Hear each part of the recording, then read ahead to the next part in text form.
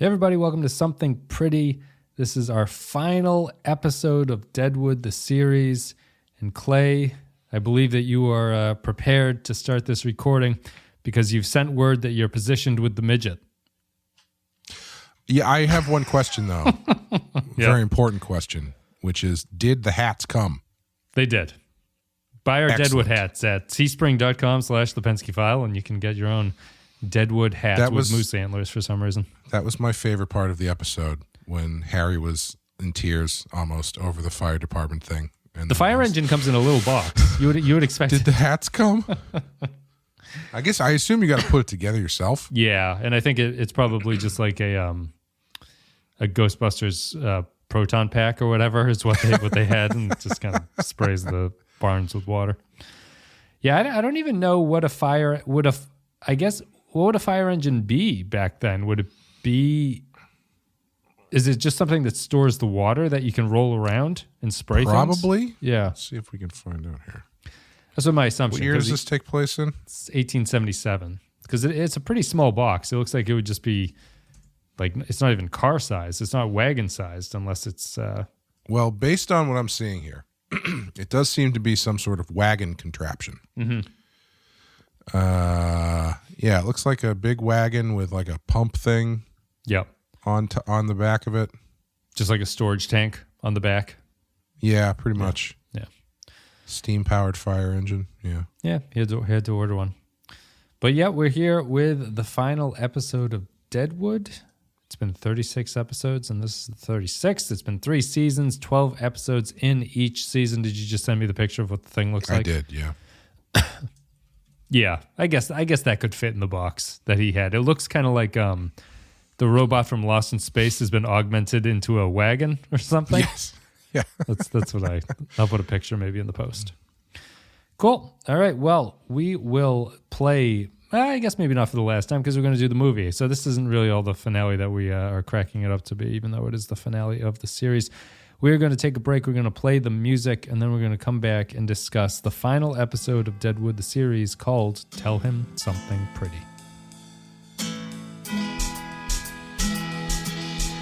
You're listening to a podcast that is a lie agreed upon. Join Wes and Clay as they discuss HBO's Deadwood and tell you something pretty. This is Tell Him Something Pretty. It's the 12th episode of the 3rd season of Deadwood, directed by Mark Tinker, written by Ted Mann. In this one, Tell Him Something Pretty, Alma prepares to sell her claim to Hearst so she and Sophia can stay in the camp. But how I hate to give him what he wants. Hearst wants the whore who shot him dead. Jen is to be killed in Trixie's place. Burns, who is sweet on her, can't handle the task. Swearengen takes over. Deadwood lines up to vote. Jen's body is dressed in Trixie's clothes. Harry Manning, with Hearst's rigging, trounces Bullock. Leon is stabbed in the thigh by Tolliver and bleeds out. Hearst and his guards come to the gem to see Trixie's body. The ruse works. Starr is elected mayor. Hearst leaves the camp for Montana.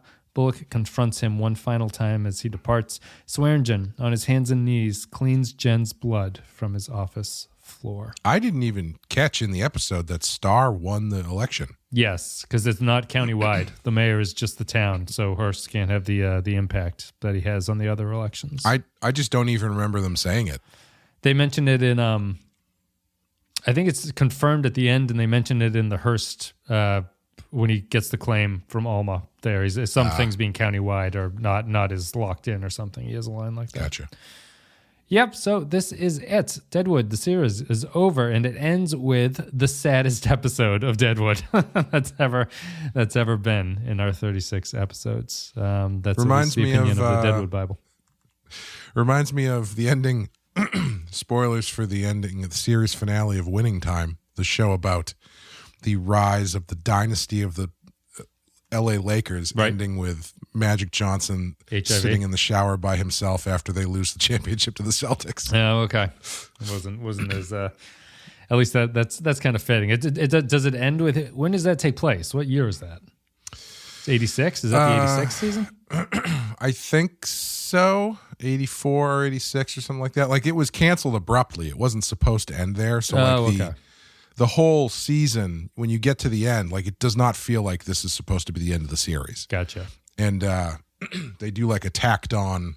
They basically they finish the story in a postscript that it feels extremely tacked on. Yeah. So I think they found out very late they were getting fired, and so they basically ended it in the most depressing way possible for what the show was supposed to be about. Yeah. Yeah. Does Deadwood do the same? So what did you think of the finale for Deadwood the series? Advancing your interests, Mrs. Ellsworth, mine, and all others. What we do here seems natural and proper. Mr. Newman, I ask you to ready payment to the officers of Mrs. Ellsworth's bank. We'll receive it where we can put it in her safe. May I hope, madam, you do not subscribe to this insulting and juvenile precaution. I do not find the precaution juvenile. So many having been murdered with whom you've had dealings in this camp. At least you acknowledge the insult. I acknowledge pretense to civility in a man so brutally vicious, as vapid and grotesque.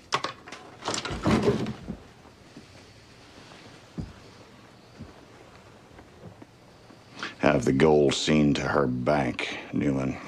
Have its purity assayed. Let her or her seconds choose the man. When that tedium is completed, have the documents witnessed as though we were all of us Jews.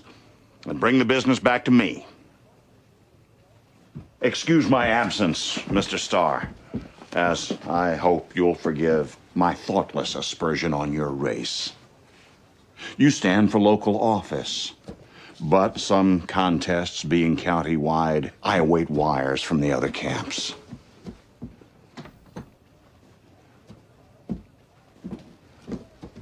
You've changed your scent. Can't shut up. Every bully I ever met can't shut his fucking mouth. Except when he's afraid.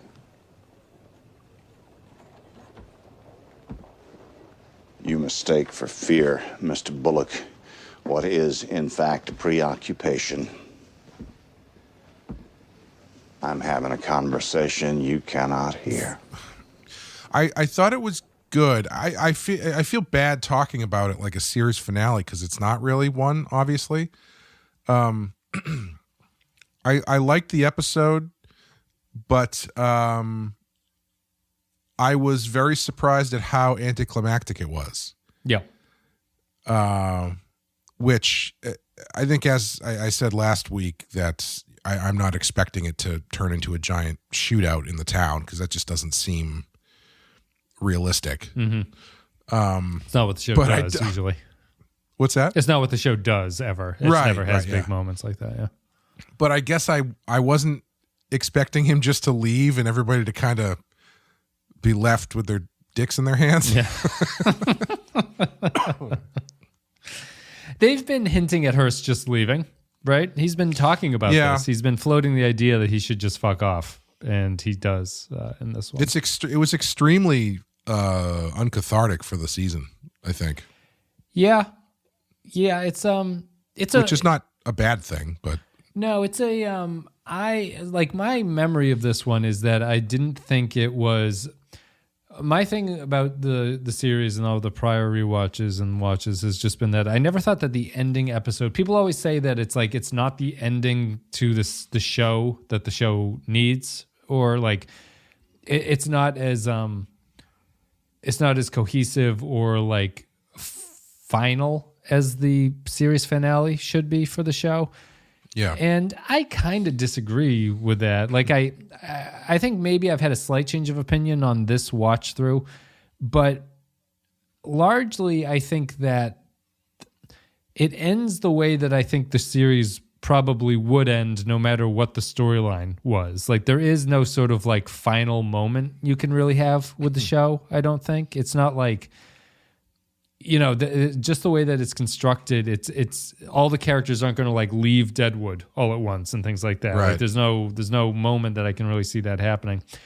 I think that the the one thing that I noticed this time is that it's by far, I would agree. I just read that quote from the Deadwood Bible, but it probably is the saddest episode of the show. And what I think that it somewhat suffers from is that I sort of wonder if this should have been the penultimate episode, and then there's a final season episode that ends with the everyone sort of getting back on their feet after Hearst has left, because it doesn't.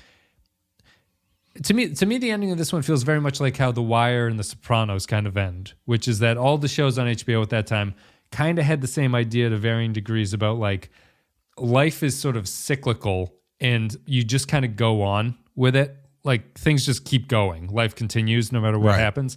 And Deadwood has been explicit about that. It has one, my favorite quote, the pain and damage don't end the world, or despair, fucking beatings, the world ends when you're dead.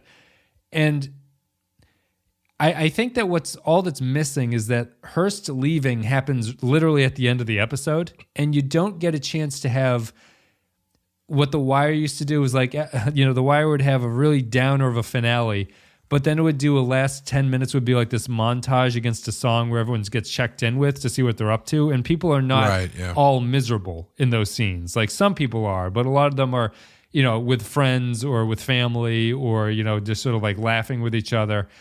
And Deadwood doesn't have the time to do that at the end of this one. And it makes me just wonder if Hearst should have left in the second to last episode. And then you have one final episode that sort of like collects everything there. And it shows how the town is different because of Hearst and his interactions and things like that. That's my main criticism, I think, at this point, is that it wraps up almost too quickly. And it doesn't give the characters a chance to regain the sense of what they were once Hearst is gone. Does that make sense? Yeah, I think that the trouble with that is just that there's by this point in the season, there's no other story really other than Hearst. Yeah. Like it's all kind of funneled down into that one point. And so to remove him in the second to last episode, I don't know what would fill that vacuum as far as just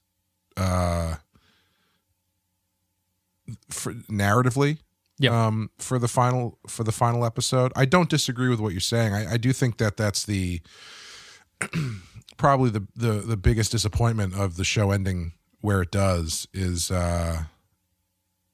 it is very it has that life continues on thing, but you don't get a sense of where everybody is kind of at the end. You do for a few people. Like I honestly only think it's a couple clicks away from working for me, because I think you get the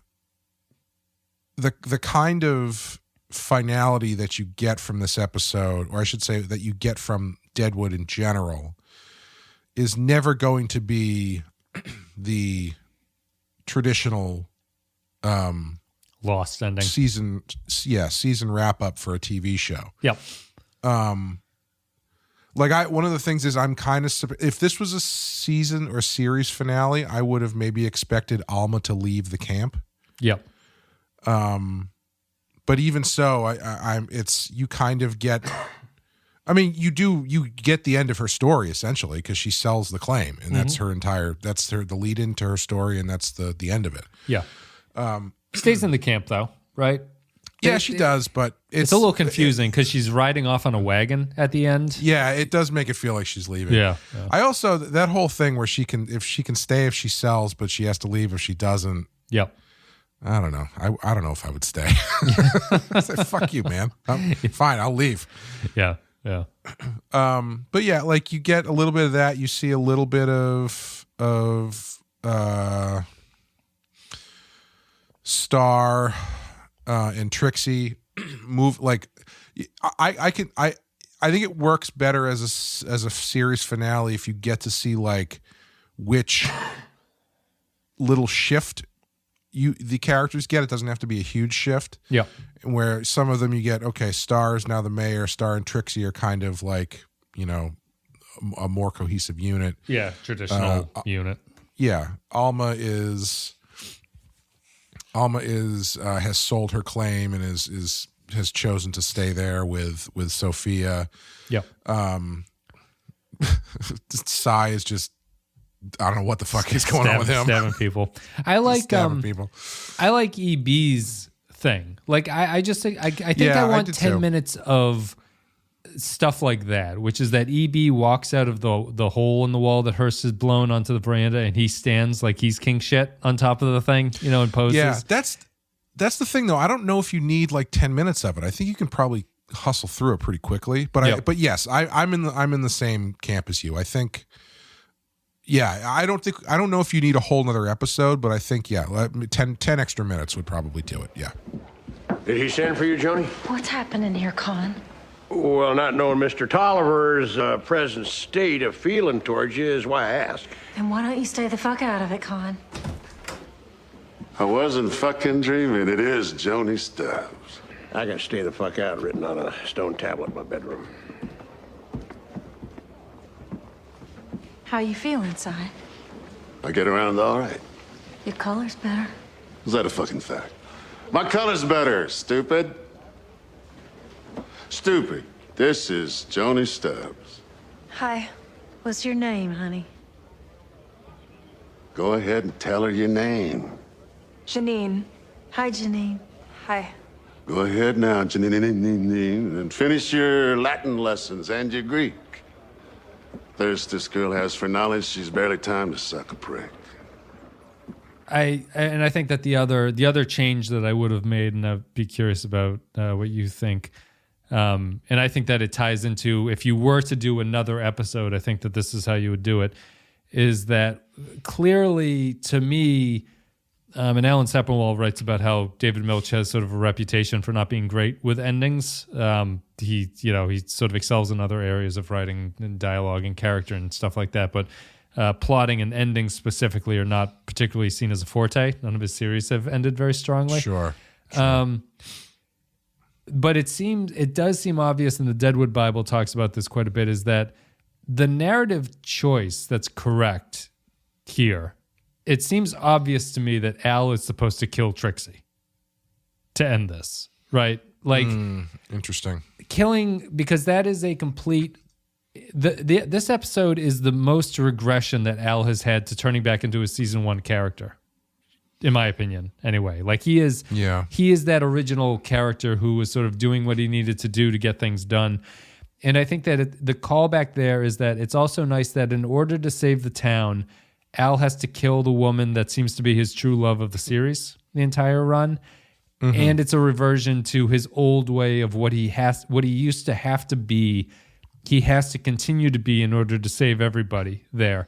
And I think that a decision like that, where if Trixie's the one who's killed, I think that where the episode kind of suffers plot-wise is that in this one, when Swearengen brings up that he's going to kill Jen, the whore who's going to take Trixie's place, no one really pushes back on this idea at all. Like you would think that someone would kind of complain. And I think that if he did this in a more underhanded way and Trixie was the one who was killed, I think that gives you the springboard into the final episode where everyone is kind of reverberating around that incident happening. And that sets up the next season. Sure. Yeah, I would say though that he kind of does. I think what he's doing is he kind of is killing Trixie to a certain extent. I know he's doing it metaphorically, where he's essentially finally letting her go. Yes. Yeah. So I think I don't know if I need to see her actually murdered, because I think what he's doing is he's cutting her loose, but he is also establishing that he is right where he was when this show started. Still, for as good of a not good person, but for as much as he's changed, he's still he's still the same person who's going to kill whoever he has to. Except in this case, he's evolved enough to let her go. Yep. But still ends up, having to kill a poor woman to get the what's the word I'm looking for? Get the ship righted. Do you think that because I think that what's surprising me about the Jen thing is that she's killed off camera, right? There's like the show has to work hard to make you connect with Jen. It has to bring in like Johnny Burns a lot to like carry this for everybody. And the killing of her is done off screen. There's no real, which is surprising because a lot of these scenes where characters are killed on Deadwood, you see the murder usually. Like it's very. I can't think of a single case where that's not what happens. Is that you see how someone dies. They don't do it here, and I also think that it's a little bit surprising that they pull one over on Hearst because. I think a lot of it, like, it's not a show that really drives, it's not driven by plot, but Trixie walked into the hotel in front of a lot of people and shot Hearst and walked out with a gun. And like, they heard a gunshot and she walked down the stairs. I find it's kind of hard to believe that Trixie is not identified and that Hearst is not on top of his game enough to identify the right person who shot him. I'm not saying it's impossible. But to me, it just feels like, Trixie has to die in this episode, really. Like, I don't see any other way that the catharsis is as strong and like the suffering of the town and the price that they have to pay to eventually get rid of Hearst. It feels like it has to be deeper than the murder of sort of a random background character to this point. Yeah. Well, it speaks to the point of the town being a cohesive unit, but I think narratively, like as a TV show, it just seems kind of semi-obvious to me that Trixie needs to be the one who dies and is in the box at the end. Well, I don't necessarily know that they did pull one over on Hearst because at the point that he comes in to see the body, he's already gotten his telegram or whatever about the mountain that has silver in it or whatever. Yeah. Like he's checked out. He's got the gold claim. He's checked out of Deadwood. Like he's on his way out the door. And so I kind of read it as like, I think you could go either way as to whether or not he even believes this to be the right woman. Right. And or if he just wants to leave. Yeah. Like covers I mean, it's basically. Just like, yeah, okay. They killed. Okay. They didn't just say no. Like if they just said no, he probably would have sent the Pinkertons in and burned the place to the ground or whatever. But they still offered up a sacrifice. It doesn't even matter if it was the right woman. That's true. I'd be willing to go along with that. I do think that. And I was just gonna say, as far as not killing her on screen, I think that's real tough because like. If you do that on screen, I feel like any goodwill the audience has towards Al goes right out the window. Like I know he's killed plenty of other people, but like at this point, knowing what he's doing, if you're watching him on screen cut the neck of an innocent woman, I think that just sets him right back to one as far as any sort of audience sympathy. Which I mean. Isn't that what they're trying to do, though? Like that's his sacrifice, I guess. And it ends with him cleaning up his own blood stains and saying that he cleans up his own messes. I think that I can understand. I think that that's the decision to do that with Swearengen is that he has to go back to that state and to become that character again to accomplish what needs to be accomplished. So I wouldn't be too concerned about like sparing his feelings for the audience. Would you feel worse if it was Trixie? I think it would be. It's more traumatic for him, I guess, though, too. At that point, like because the killing of Jen doesn't hit the Swearengen character in a personal way. I don't think. It's not. Yeah, it's not quite the same. This fucking place is gonna be a fucking misery. Every fucking one of them. Every fucking time I walk by. Oh, how could you? How could you with their big fucking cow eyes? The entire fucking gag laughing's gonna have to bleed and quit before we can even hope for peace. What's the fucking alternative? I ain't fucking killing her that sat nights with me sick and taking slabs to her mug that was some less than fucking fair. I should have fucking learned to use a gun, but I'm too fucking entrenched in my ways. And you ain't exactly the one to be leveling criticisms on the score of being slow to adapt. You fucking people are the original slow fucking learners. I think my issue with the whole thing is that I think he should think his way out of this because I feel like he has come up strategically against Hearst so many different ways that it's a little bit. I'm surprised that he doesn't have another solution to this. Yeah, and so I think him just straight up killing Trixie, I think it would be even worse as far as can't think his solution. way out of it. Yeah. And I mean, like, it's bad enough that he's like, well, any blonde in this bar is expendable except the one that I like. Yep. But like, you know, if it were just a matter of killing Trixie and he does it, I don't know. I feel like he's just come too far for him to just kowtow to Hearst like that, you know? Yeah. I like your point about Hearst maybe just wanting to get the fuck out of Deadwood, and he's willing to take a half victory as a victory and walk off with it. I think that the episode is setting up Hearst as powerful but vulnerable at the same time. Like his experience in Deadwood has because it opens with that scene with Charlie Utter. Anytime Dayton Callie gets to threaten somebody, I'm all for it. I think I should just have good scene. I should just have a detective show where he just threatens criminals, and I just like, this is fantastic. Where he says, "I'm the guy. The next time you see me, you better take a different fucking tone with," when he talks to Hearst at the start. I think that this episode has a couple different scenes of Hearst being threatened more directly than he's ever been before, and because when he shuts the door on Charlie Utter, he has a look of concern on his face, like he kind of feels as if things are closing in on him. And you know, the Deadwood Bible says that his victory over Deadwood is reverse Pyrrhic, yeah. The camp is intact, but his self-image is in ruins. He's secured the only major gold claim previously denied to him, but its former owner refuses to indulge his fantasies of omnipotence, even as she signs on the dotted line.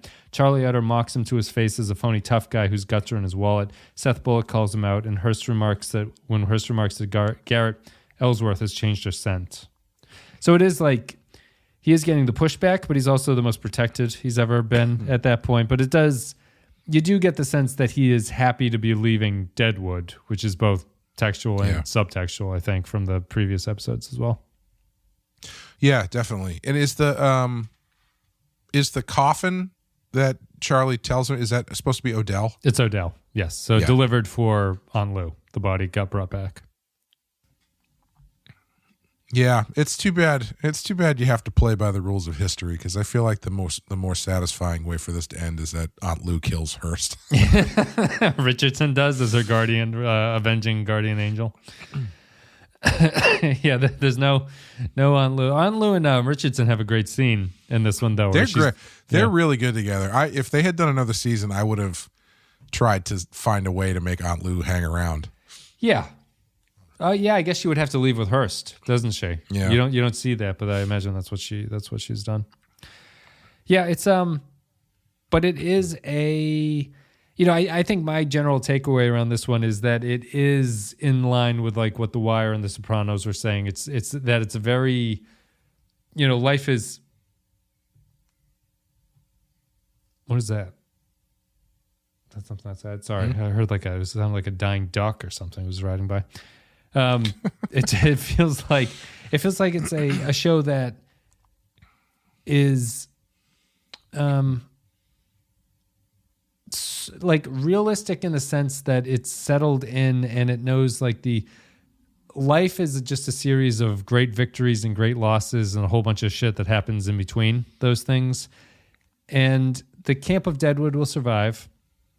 Hearst is gone, but the town thematically has been interacting with a force that is coming in and changing things as the settlement develops, and men like Hearst are going to start appearing, and things like the warfare that Hearst brings is going to become a part of life.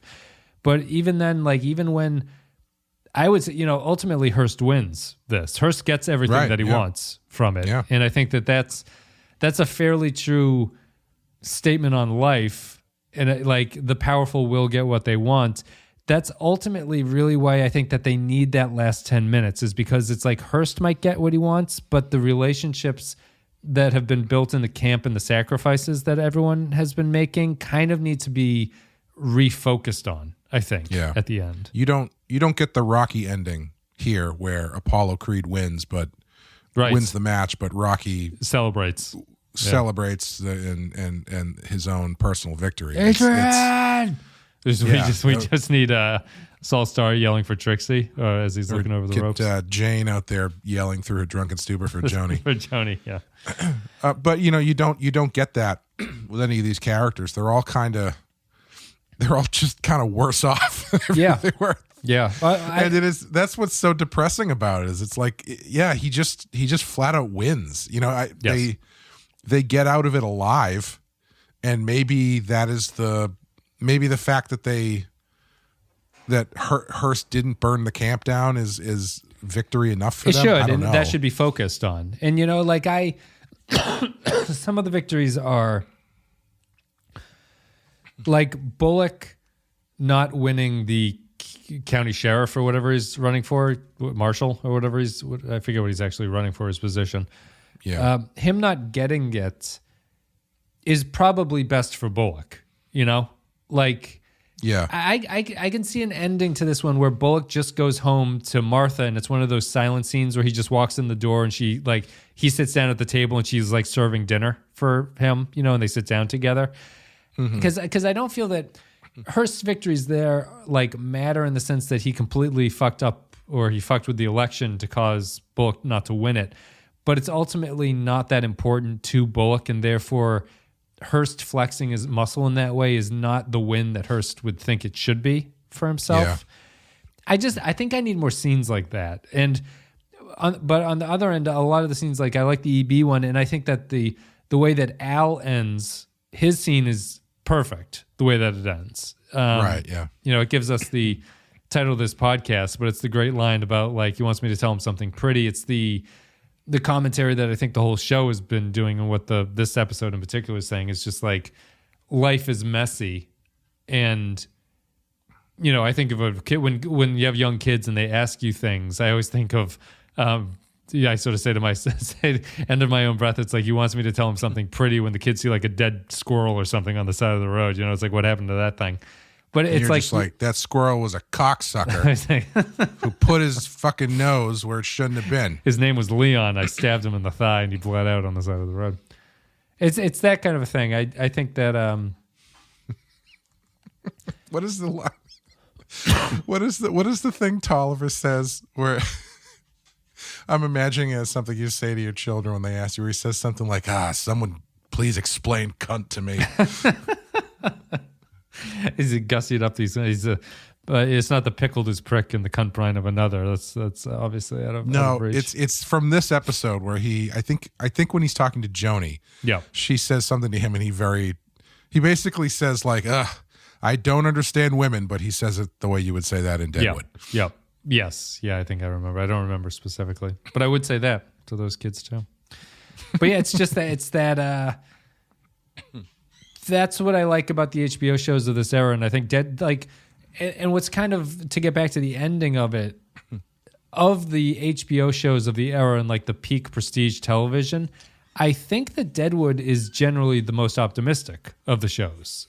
Deadwood is the happiest, I think, of all of them. The Wire is very, David Simon is fairly morose about life in America. And The Wire's pretty bleak. People are slaves to. You can still have moments of happiness, but people are basically slaves to their institutions and things like that. Is the theme of The Wire. The Sopranos is just that no one can really escape their sort of the monsters that they are, and that it's the bad guys kind of win, and the strength of evil is stronger than the strength of good in a lot of cases. But Deadwood is kind of the opposite of that, because it we just had Amateur Night come out on the podcast feed, and that's about celebrating the community and things like that. And it's just another point in why I think this one being so dour the entire way through is kind of a strange and maybe unfortunate decision in terms of ending the show, which I didn't know that they were doing at the time, but the way that it turned out. Yeah, I would actually say, I know this is kind of cheating, but I feel like the most optimistic one might be Band of Brothers. Oh, really? Yeah. But also, that does end with the world defeating Nazis. Yes, yeah, it's hard to fuck up the ending. That one's a little bit of a ringer in that sense. But yeah, it is. I think with this one though, it's optimism, but you have to be able to. You have to know the show well enough to figure out how to fish it out. I think.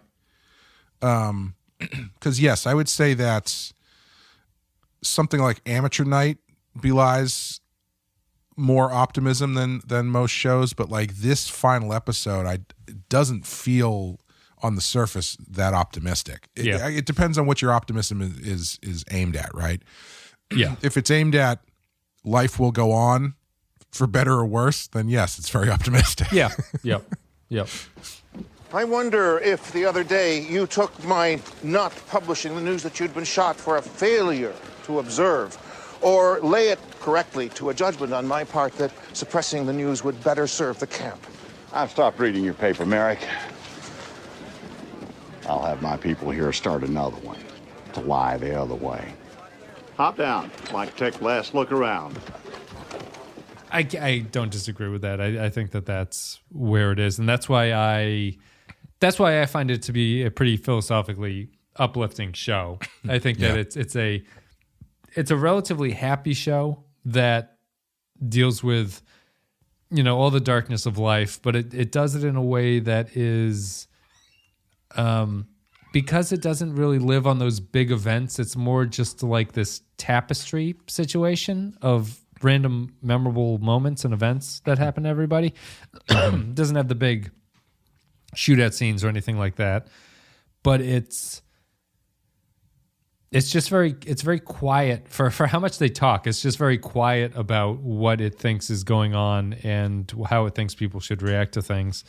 And I think that it's done a terrific job over the 3 seasons of getting to that point.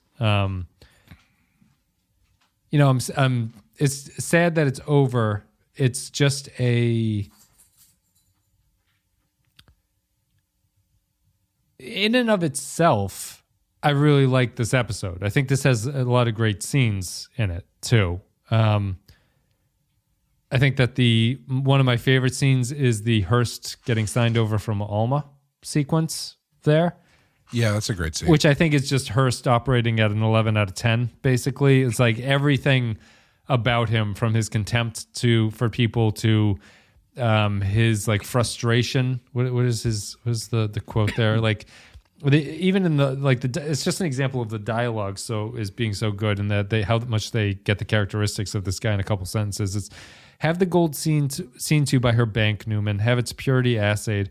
Let her or her seconds choose the man. When that tedium is completed, have the documents witnessed as though all of us were Jews, and bring the business back to me, which is his instructions about it. But it's just like, they've gone over how he finds the tediousness of this to be the most irritating thing, and like not interested in the process at all, just wants the end result. And of course it ends with the, in my opinion, a top 3 villain line, which is, I'm having a conversation you cannot hear, to Bullock, when Bullock says that he's a bully and he can't shut his mouth. I just think that whole scene is fantastic. I think that everyone's frustration comes through. Hearst is frustrated, everyone's frustrated, and it just ends with a absolute perfect villain line, really, just to imply that your motivations are so beyond what everyone else can see that they can't even really understand what you're talking about. Yeah. No, Mr. Bond, I expect you to die. I expect you to die.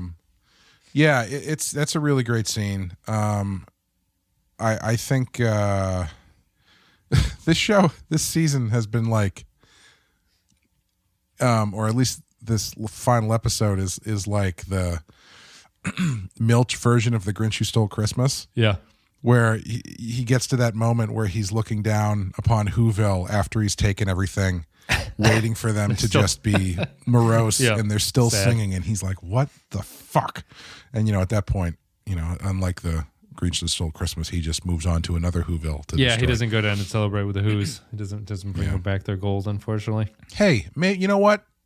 Maybe if he had been a little nicer and found it, let his heart grow 6 times too big. Yep. maybe things would have been better. His heart's in that box that Al was talking to on the shelf. His final Indian monologue, which is another good run of dialogue for those guys. My the one line that I did really like, because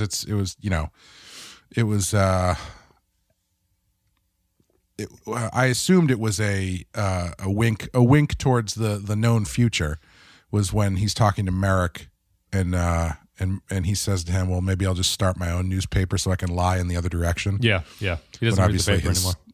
Yeah, and obviously his son was very famous for doing that. Yep. And I guess historically, George Hearst did start his own newspapers. So yeah, it is what the wealthy are able to do. I know nothing about William Randolph Hearst. Anytime I hear that name, all I picture is Citizen Kane. Yeah. I don't even know if William Randolph Hearst exists in the outside of that realm. The what is it called? The collective unconscious anymore. I think it's just Orson Welles. Yeah, no, they should just repaint all of his portraits and just have Orson Welles plunked in there. They have your hero. God damn it! What the hell's his name? Damn, who brings the guns for Silas Adams? What's the fuck is Hawkeye? That? Hawkeye. Yeah, my favorite character. Your favorite character from Deadwood returns with the guns. Tracking the entire series. The ins and outs of Hawkeye. He shows up and he brought 17 guns, almost 18, because he brought a midget who's hell with a knife.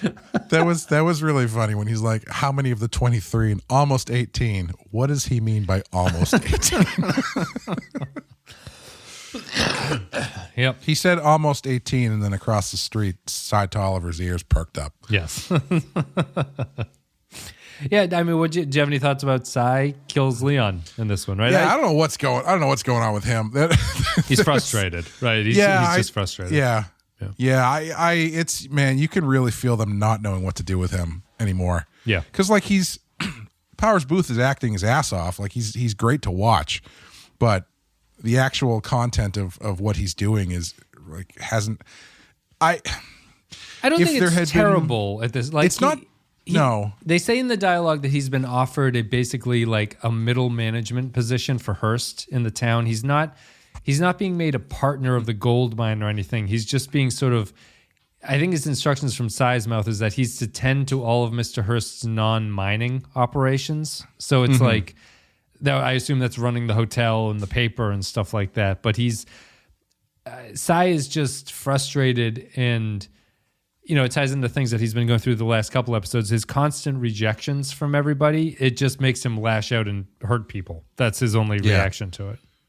Yeah, I don't know if this is the kind of show to do this. It probably isn't, but like, knowing that this is the end of the show, I think that his stuff lands more poorly because it feels kind of aimless. Yeah, I do like the idea behind it, that it's him, the guy who wants to be in power, being relegated to a middle manager.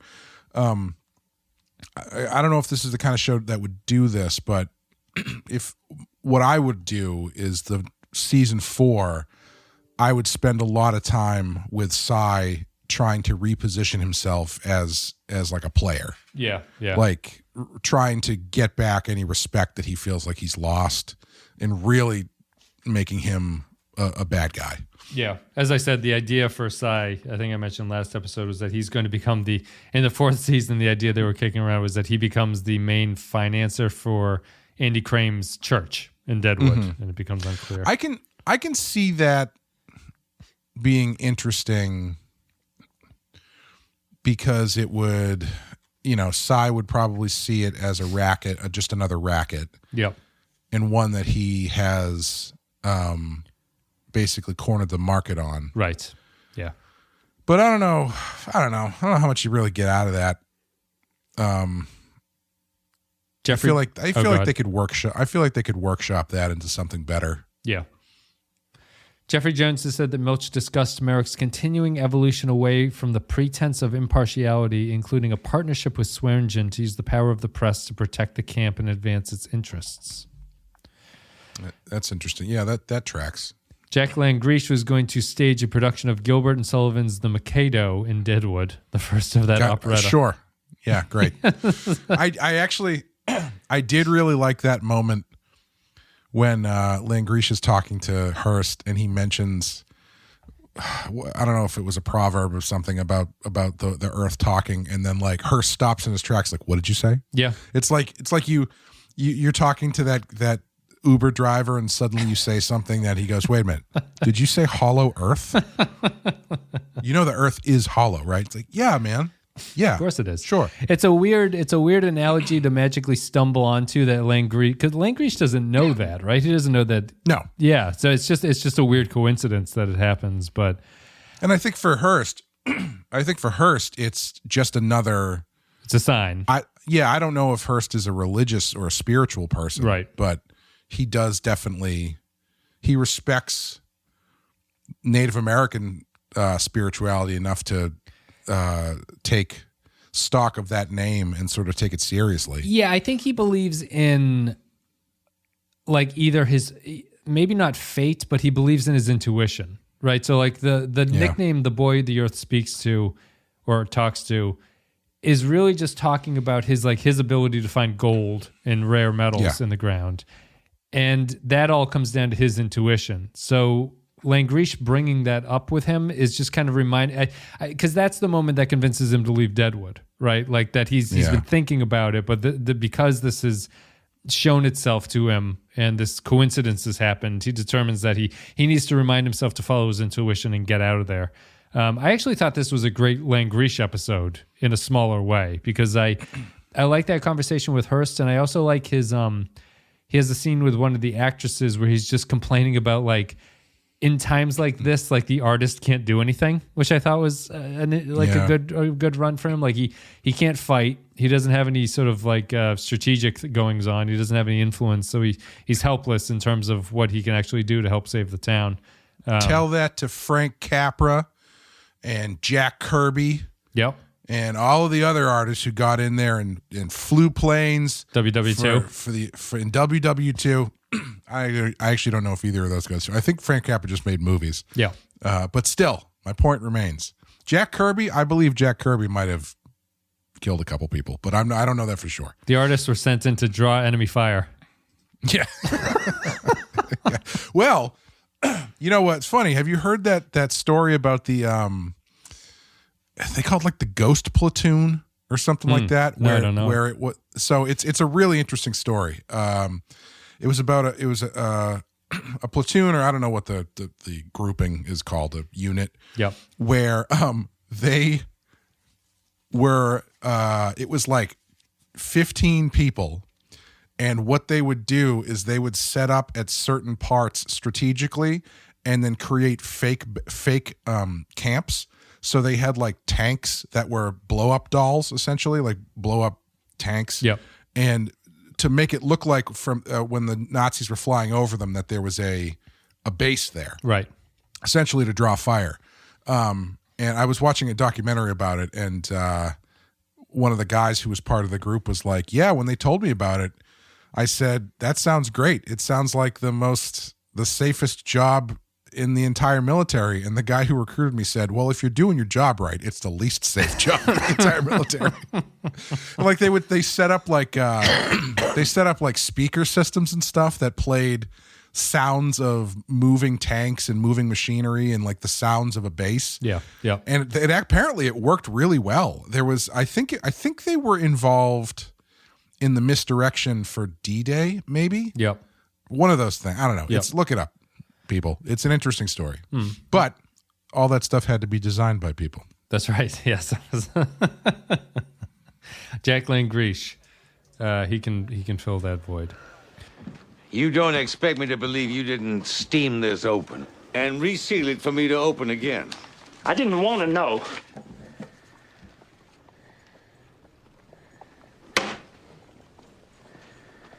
This motherfucker. For my complicity in his shooting, he orders my death. You did read it.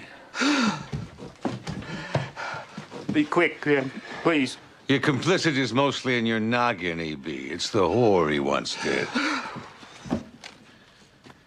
By what vile method, then? Is Trixie to be drawn and quartered and set aflame?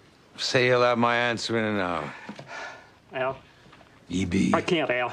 I can't engage him in further conversation. When I hear his voice, I see the inside of his skull. Phantoms grin out at me, oozing gruesome goo. Slide this under his door, then.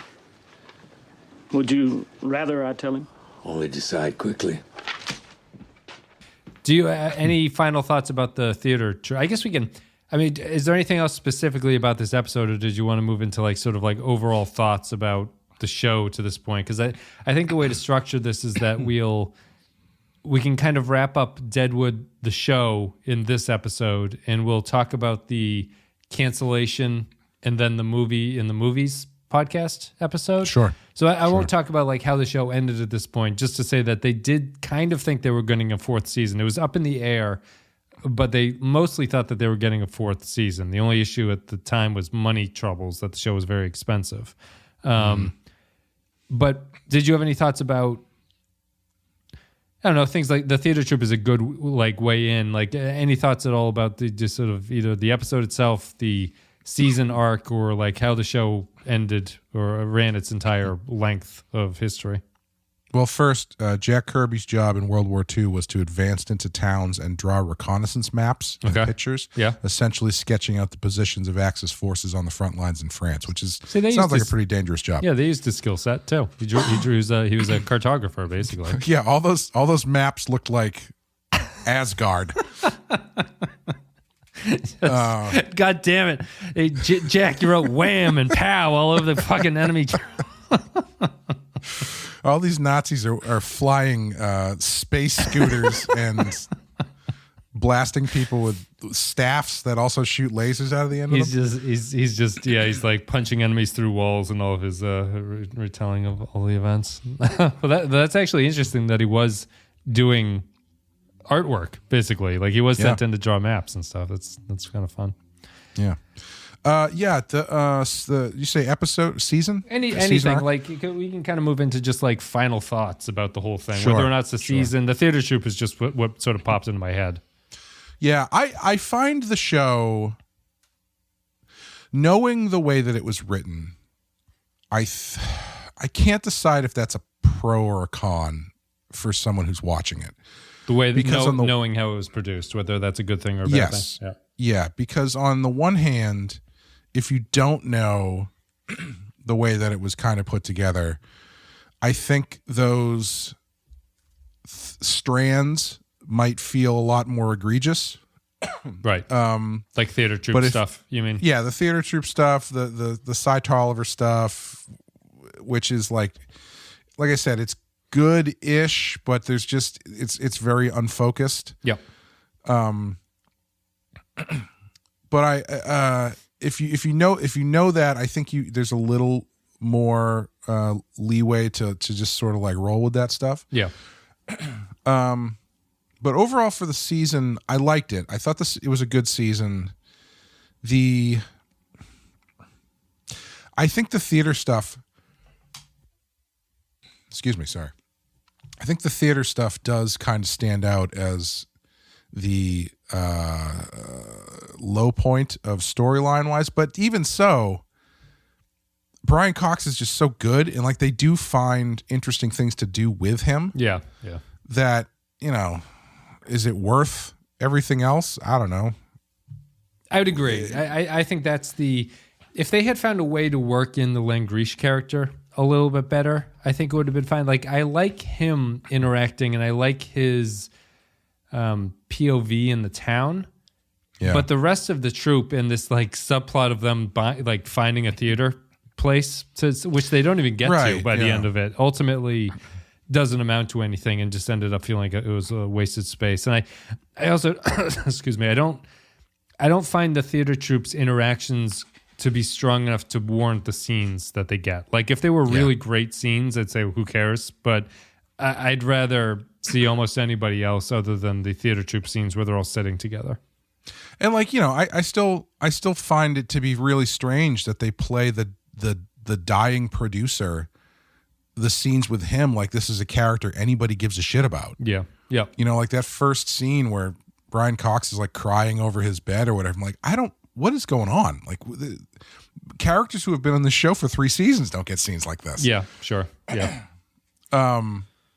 But yeah, it's a weird show in that stuff kind of is part of the tapestry and what makes the show that different and that interesting, Yeah. Like I don't think, we've said a million times, this isn't the kind of show where it's like just plot stuff. People mosey into town, people mosey out of town, and they kind of things happen the way they're going to happen. Yeah. Yeah. And I think overall, I think this season, I think we've said this before too, but I think this season, they kind of really locked into that vibe. Right. It works pretty well this season. I'm a little surprised. The third season seems divisive, I guess. Mm-hmm. I think it's my favorite season of the show. Yeah. I would probably rank them 3, 1, 2. Oh, interesting. Okay. But I think they're all very strong. I just think that this one has it certainly suffers in the plot department. Like, I think season 1 is the plot season. Like, if you're into plot of the show, the first season is probably the one that you're going to care about the most. It's the one where the most stuff happens. Yeah, the most stuff, and it's like it clearly has like a driving energy to it.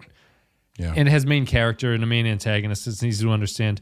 This one is season 2, I would say, is where I think the show focused a little bit too much on plot in season 2, and it did so at the expense of like showing things, and it would have characters talk about stuff like Yankton is coming and all the politics and machinations of Yankton and the Miss Isrin housing. And I think that the third one is probably the best mix, which is that it largely stayed in Deadwood and it didn't try to go too heavy on the plot. But I think that if I had to point to a weakness in the third season, I think that its plot is relatively aimless for a while. Like, it's kind of just Hearst fucking with the town for 8 episodes until you get into the last maybe 3 or 4 when things start to pick up. But it's not it doesn't have the drive that the first season did. I just think I love Hearst, and I think that the characters' scenes and the characters' voices with each other have really settled in this season. And like, just characters hanging out with each other is good enough now to watch it and feel like it's worth your time. But it does suffer from a little bit of an aimlessness in the plot. Well, what I think they figured out, right? And I think one of the reasons why the show gets more divisive as it goes on is the first season, the people who really like the first season, I hate generalizing like that, but let's, for the sake of argument, sure. The people who really like the first season, I think, key more into the Walter Hill-ness of it, where it's a bit more like a traditional kind of like, oh, this is an HBO Western. Yeah. Where it's got, it's violent, there's action, there's backstabbing. There's a hero rolling into town to take on the corrupt crime boss who runs the town. And it's got all the fun thematic stuff that makes the show great, which is like the hero rolling into town isn't exactly the best guy in the world either. Right. So there's a lot to chew on there, and it's all happening in the town, right? For the most part. Yeah. Except for when Bullock gets beat up by an Indian. Yeah. Season 2, they're clearly drifting into more of the stuff that Milch is interested in, which is fine, except that all the plot you're talking about, 90% of it takes place outside the town. Sure. It's stuff that you're not seeing. Yeah. Hearst isn't there. You hear, like, sure, Walcott's there, but he's really only there kind of like talking about Hearst. Yep. And so that's really hard to click into. The Yankton stuff is really hard to care about because you don't really know with a lot of proper and nouns. It's all theoretical stuff like the letters and all this kind of bullshit. Like, it reminds me of I forgive me if I already used this example, but the last handful of months I've been working my way through Columbo. Yep. And Columbo took a 10-year break and then came back in 1989. And when I got to those episodes, I noticed that there was something wrong with them.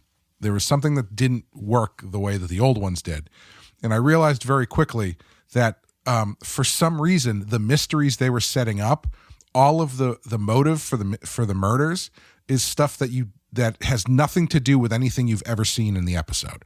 So like the first one involves two magicians who are vying for or one of them is vying for an army contract because they think he actually has ESP and can, predict whatever. Yep. And the guy they bring in to test him is someone this magician knows. And so they go through the whole whatever. And then you see the scene with these two magicians and you start going like, oh, okay, so this guy is going to kill the other magician because he doesn't want him to out him to the army, right? Right. This is a conflict based on the elements that they've given you within the body of the show. It turns out he kills the other magician because 10 years ago, they were both in a Middle Eastern prison and one of them escaped and didn't free the other one when he escaped. Makes sense. Yeah. And it's like, how are you supposed to give a shit about that? It's like this kind of thing where it's like the pieces that you're playing with, it's very difficult to care if you have no frame of reference for what they're about. And with season 3, I think they really figured it out. It's like, oh, well, we can still do that stuff, but we got to put Hearst in the middle of it because with Hearst in the middle of it, he's the hub for all this stuff now. That's a good point.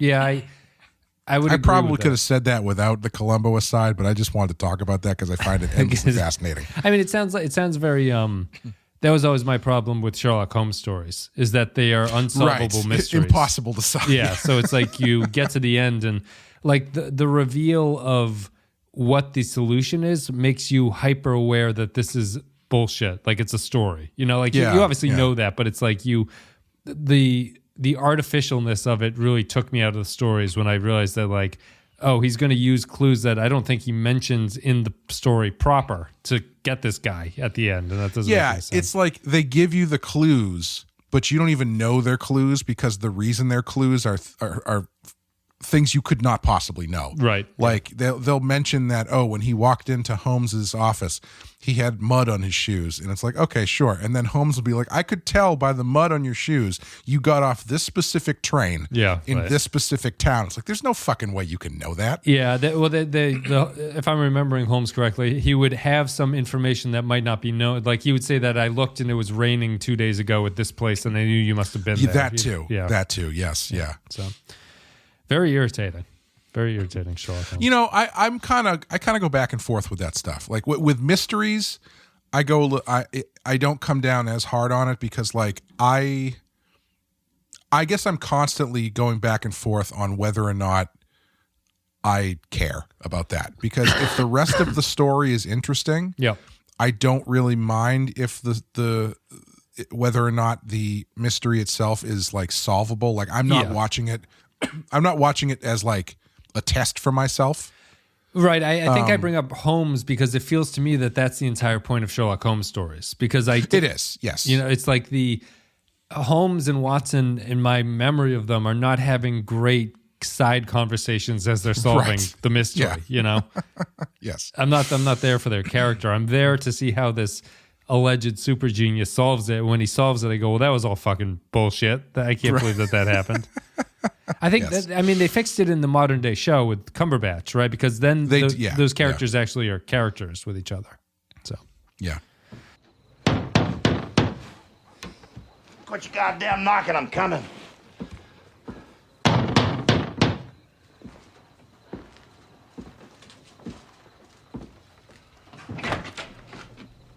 Casket's come with your name on it.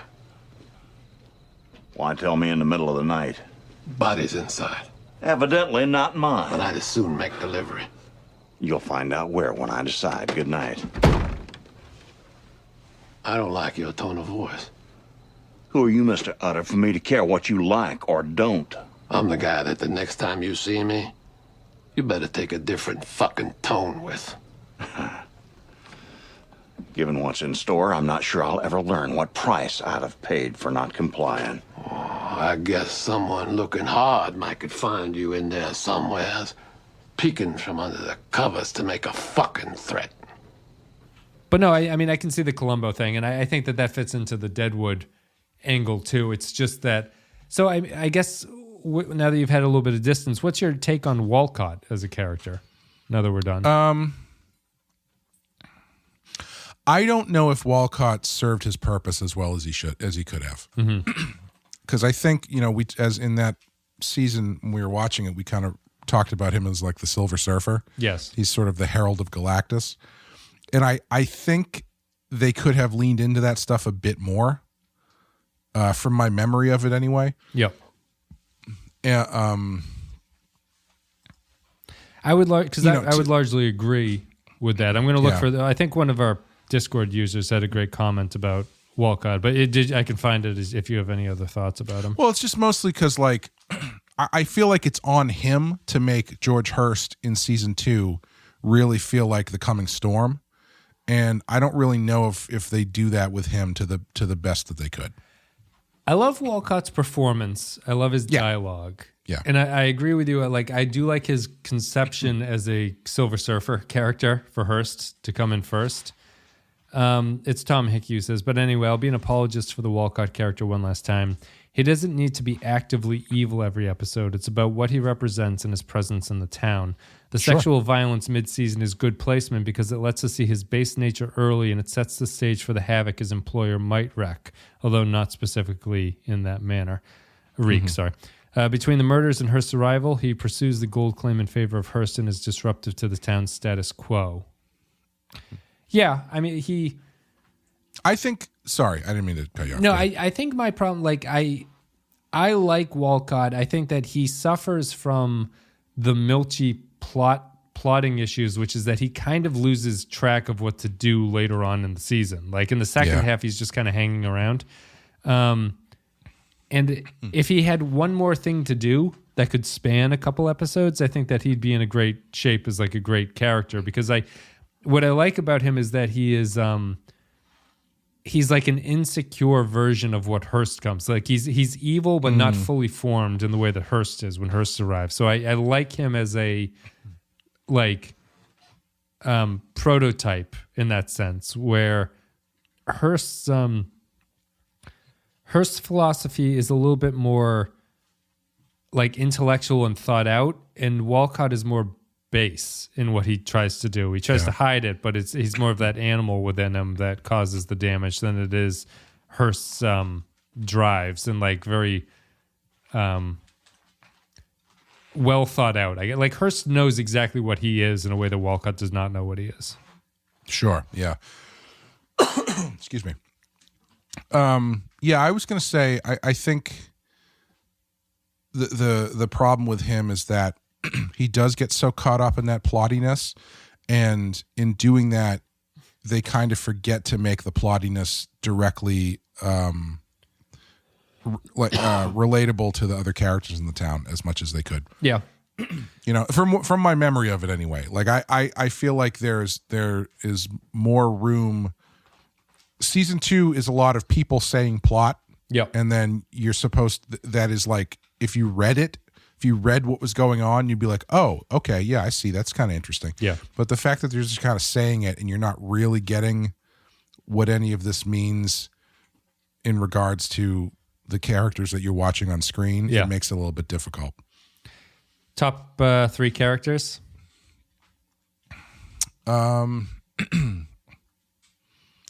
Top 3 characters for me are in no particular. I'm just stalling. No, I can go for. I mean, Hearst obviously is one of mine.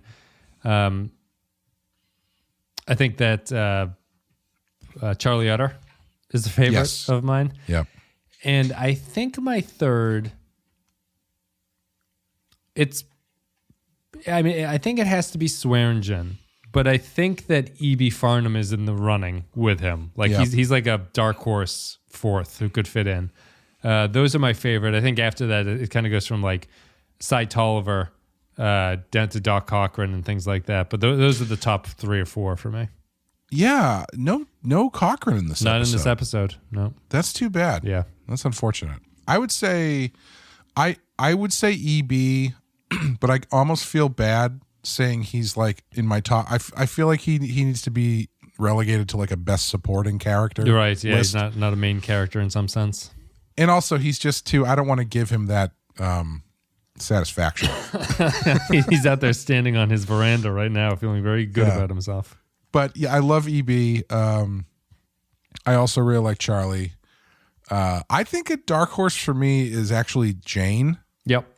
I think they buttoned up their story. Thank God. In this episode. Yes. Yeah. I think she is a great utility player for this show. When they need someone to drop in to do something interesting and just knock it out of the park, she's really good. It's hard not to like Hearst because he's just fantastic. It's obviously hard not to like Al. Yep. I love Cy, but it's, he was a bit repetitive this season. Yep. It's tough because I feel like a show like this, you almost instantly kind of go to the side characters just because they pop a bit more. Yeah, they do. Like I love Johnny. Johnny's he doesn't do anything in the whole show, but he's every time they cut to him, he's very pleasant to watch. He has the nice story in this one about the soldier ants who fuck the whore ants in the wall, and then he says he has to go. Yeah, Dan Doherty took. Dan doesn't do as much as I remembered him doing in this one. So he's first season he's all over it, but then he kind of fades off. I do think Cochran is the biggest drop off. I think he was legitimately, a second tier actor in the first season. I think like he'd be just under Oliphant and Swearengen. McShane. He was. I think season 1. He was probably one of my favorite characters. Yeah, he drove a lot of that, and he just kind of dropped off his time. Like they gave him tuberculosis, and they didn't really do anything with it. He's just sick with it. They made mention of amassing all of Hawkeye's soldiers in the alleyway by Cochran's place, and they didn't even give him a scene where he comes out and he's like, "What are all of you doing here? This is a place of health care. I took an oath. Get the fuck out of here." I don't remember if he's in the movie. I don't know. So if he's what? If he's in the movie, I don't remember if Cochran shows up. But no, it's and outside of that, Joni I think is an underwhelming character. Unfortunately, I really wanted to like Joni this season. Like I was really hoping they would give her more to do. She's a character that I really like, but I'm not really sure why. I feel like she's got a lot of potential, but they never quite figure out what to do with her. No, I mean she was at her strongest as Cy's right-hand man. Right, like in the first season, I think that was when she was conflicted about that. I think was good, and Janine didn't really manage to step in. Why does Janine take her tits out when Cy holds the gun to her head? That's a question. I mean, it's the only card she has to play in that moment. I guess so. Hoping that a couple of nice boobs will calm him down. I guess, but it's Cy. He sort of lives and breathes bosoms. I think it would be. You never know. Yeah. Why is it supposed to be her mirror for Trixie taking her boobs out before she shot Hearst? It could be. That's also kind of unclear about why that happens too. But is just maybe she heard about it. Maybe she heard what Trixie did. It's like, Trixie pulled her tits out and distracted Hearst long enough that she could get out of there. Maybe she thought, hey, why not? Why not? Try to see if it works again. Yeah, it's I guess that's it. I mean, I guess just the sort of final wrap up about this one, I can go first, is that well, thank you for watching the show with me. It's been fun. Yeah, I'm glad we did it because it's a show that I had only watched that one time and didn't make it all the way through for various reasons. So and I loved it. So I'm really glad I got the chance to finish it. Yeah, it's been fun. I ended it. I still believe it's my favorite show of all time. It's certainly not perfect. It's not it's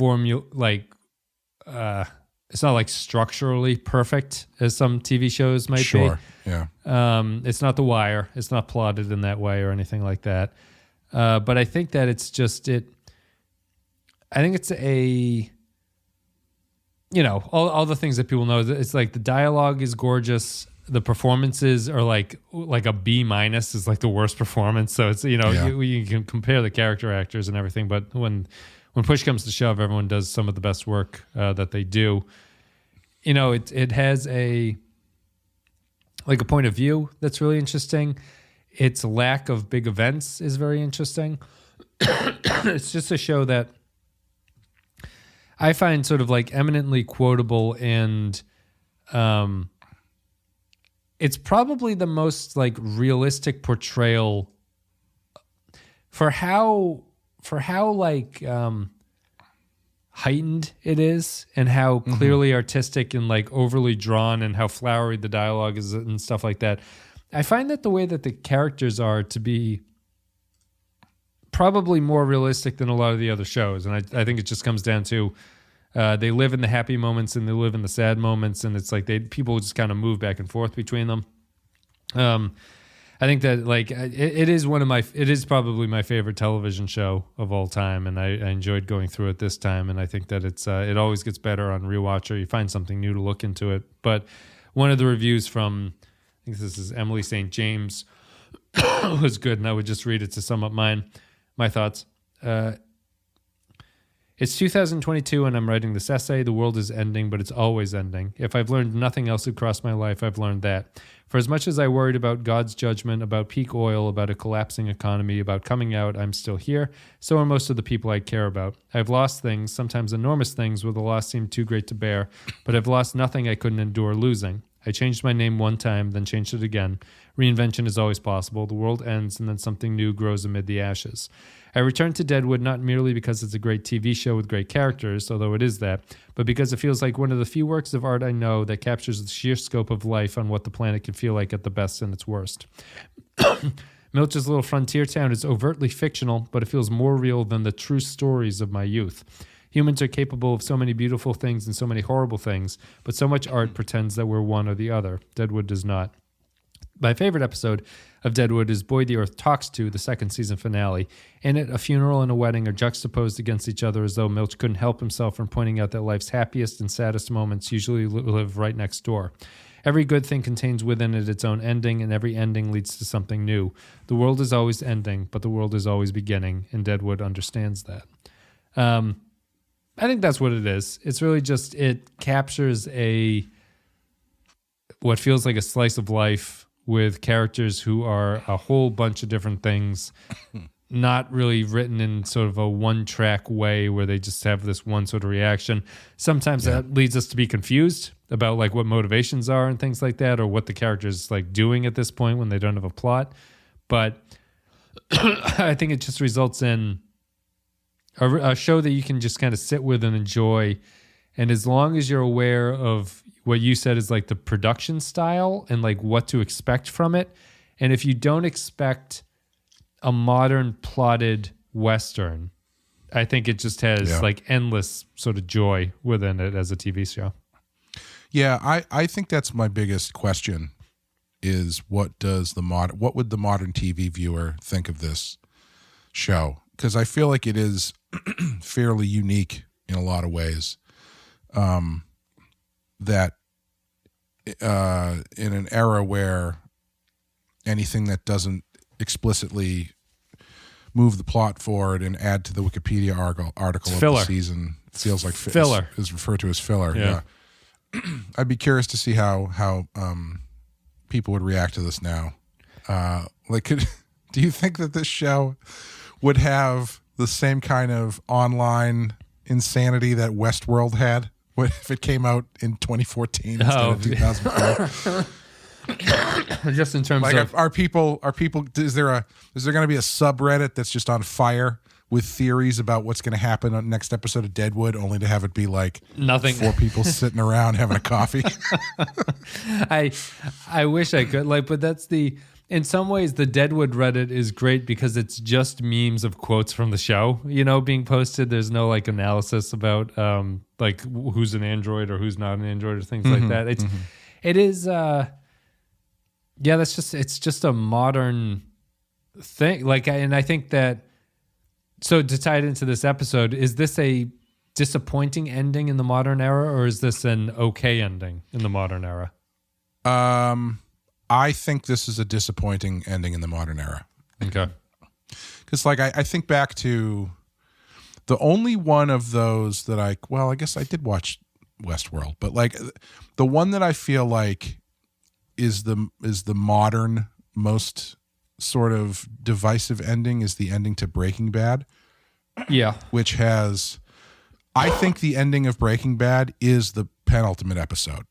Yes. Because once he kills Hank, spoilers for Breaking Bad, that's it. That's the end of the show. Like that's, he's gone at that. Anything that happens after that is just falling action. Yes.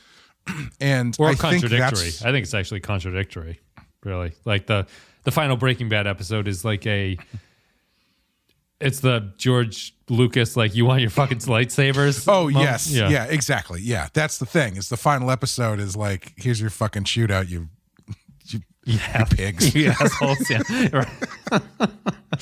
You want to know what happened to the ricin packet? Here you find out, you fucking slobs. But yeah, like, so, and I think that's part of why it feels kind of disappointing in that show. And I think this show, because people demand a certain level of closure from things, that when you deny them that, they say, oh, well, that was bad. Yeah. And I think this lacks that certain kind of closure, especially when you've got the last like 2 or 3 episodes of this season are literally people on both sides going, how many guns can we get and how quickly can we get them? Yeah. To have the show end with not a single shot fired. Yep. The bad guy wins ostensibly and then just like leaves, kind of sort of nonplussed about stuff. Yeah. Yeah. I don't think it would go over that super well. I think Twitter would be abuzz with the disappointing Deadwood finale. Yeah, I would agree. But I like it. I enjoy this. I do too. I agree with you. I think the ending of the series, even though it wasn't meant to be the ending of the series, is oddly in line with the theme of the show. Yeah, I would agree. Where, you're not going to end on a high note necessarily. This is where you close the door on the show, just because that's what happens in life sometimes. Yeah. No, agreed. Did you for your 4th watch through? Yeah.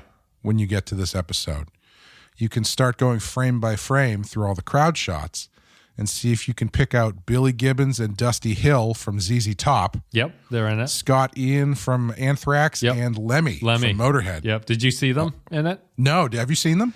I couldn't remember. Are you sure they're in the finale or are they in the movie? Yeah, I pulled up the episode because I was trying to figure out. I didn't want to say this and have myself be wrong, but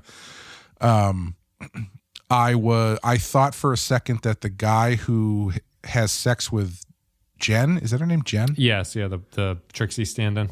Yeah, for a second I thought it was Josh Duhamel, who is the guy who's not Timothy Oliphant but looks exactly like him. But it's not him, I'm assuming. No, his name is not on this list, but at the bottom of the thing it says rest of cast listed alphabetically, and it's got that. Also, Scott Ian's wife, Pearl Aday, and I only know that because that's Meatloaf's daughter. Oh. And I know that they're married. Oh, he's married to Meatloaf's daughter. Interesting. Yeah. Mm-hmm. Yeah, they're in it. I think they're only in crowd shots. Like, I've seen images of them standing around on set, but I don't think... I think, like, if you freeze frame it, there'll just be faces in a crowd somewhere. Yeah. So, and one of the Hearst's goons, who must have a line because he's in the main cast listing here, is Dana Ashbrook, who is Bobby Briggs from Twin Peaks. Oh, okay. Is he the one that bothers the general? I'm not sure. I'd have to go back and look because I obviously wasn't looking for him. So if I went back and watched it again, I might be able to tell if that's him. That scene has another great Charlie line. So you better see to that yourself, because if he don't make it, you'll be eating your spuds running till I hunt you the fuck down. Yes. Man, there's something to be said about being able to write good, badass Western dialogue. Yeah. It's not easy. Eating your spuds running. Because you really got to commit to like a weird metaphor. Like,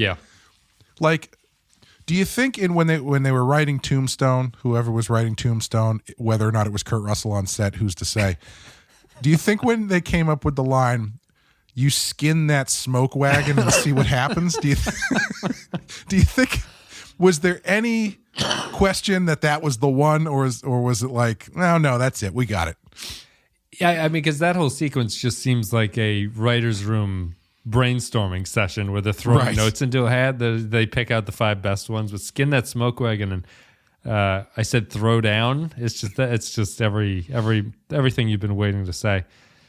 Because that's because what's so unique about that one is just like I have never heard those phrases said. Like I've never heard those words said before in that order, but it totally makes sense that that's what he would say in that situation. I think that's the magic of making a good Western dialogue, like eat your spuds running. It is like a perfect little thing to say for it, but I've never heard anyone say those words in that order before.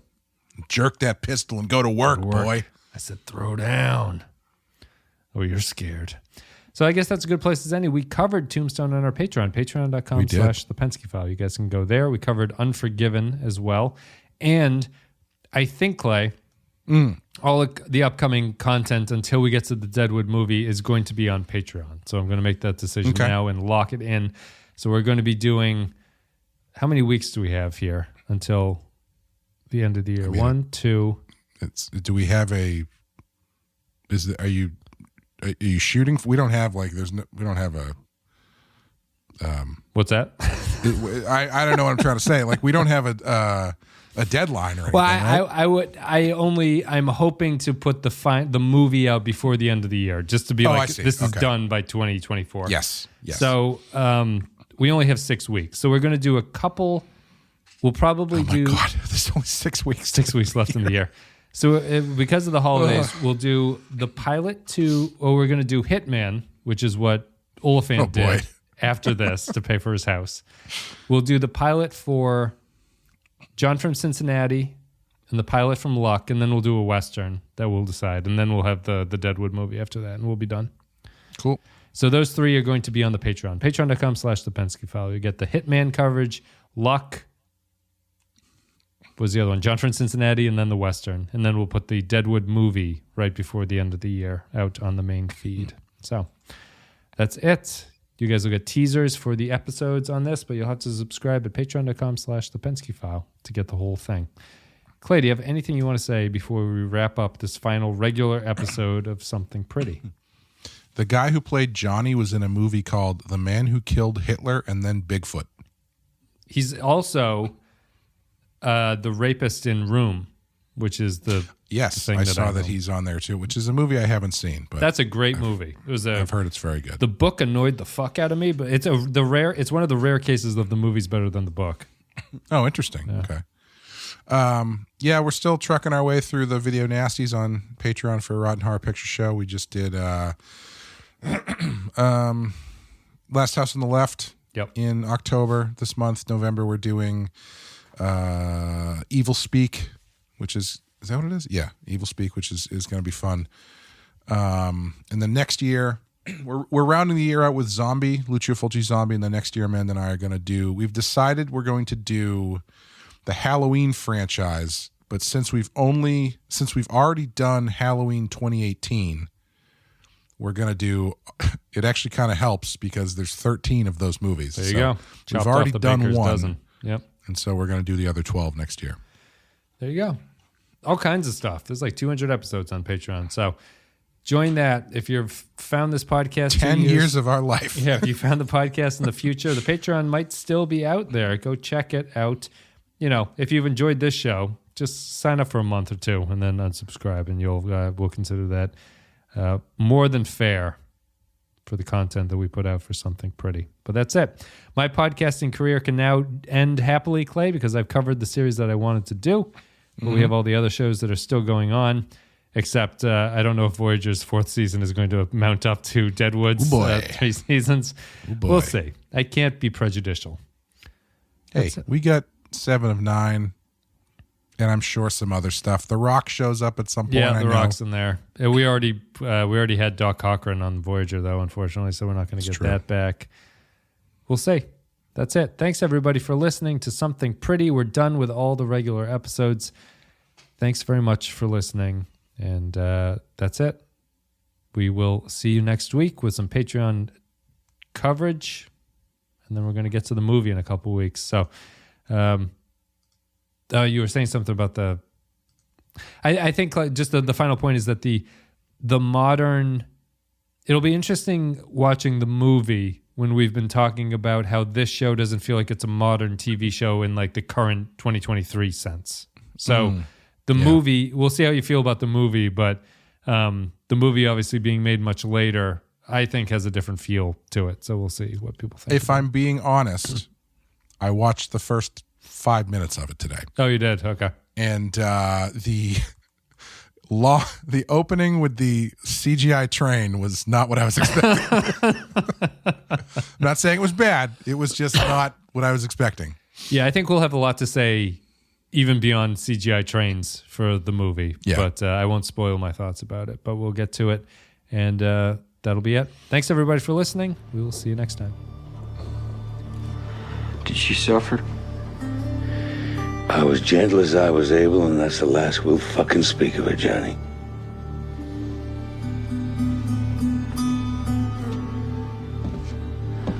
Wants me to tell him something pretty.